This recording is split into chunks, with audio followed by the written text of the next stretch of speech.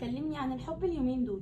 الحب والعلاقات العاطفية في الزمن اللي احنا فيه ده ما بقاش حب وخلاص، لا ده بقى رزالة ورخامة ما بتخلصش. تحس ان جيلنا ده كله اخد حقن تراست ايشيوز وهو صغير في التطعيمات، بدل نقط شلل الاطفال ادونا نقط هتخوني امتى يا غدار انت. ايه ده؟ دي بعتلي صباح الخير.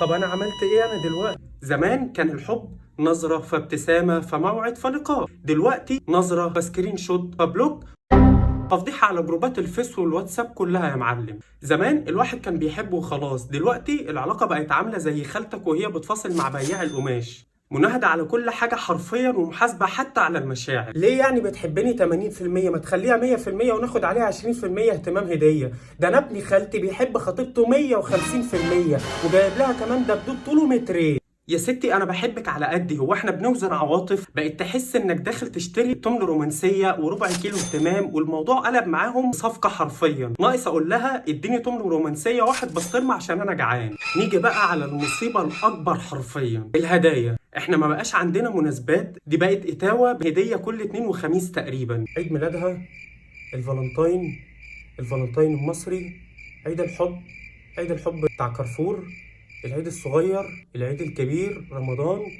انا ناقص اجيب لها هديه بمناسبه تحرير سينا. يعني انا لو متجوز وزير الخزانه مش هصرف عليه كل ده، وبعدين تقول لك اصل فلانه خطيبها جاب لها بوكس مليان شوكولاته وذهب.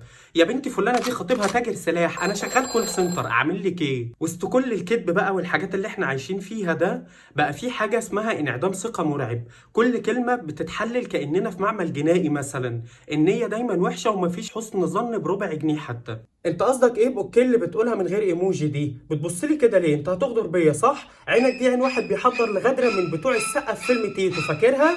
طب اعمل ايه طيب؟ اغمض عيني وانا بكلمك عشان ترتاحي مثلا ولا ايه؟ بس الصراحه الناس اللي بتشك دي معاها عذرها، قله الاصل بقت بتتباع بالكيلو في الزمن اللي احنا عايشين فيه ده، والناس كلها اتلسعت من الشوربه فبقت تنفخ في الزبادي، والزبادي اصلا غالي ومبقاش حد بيجيبه.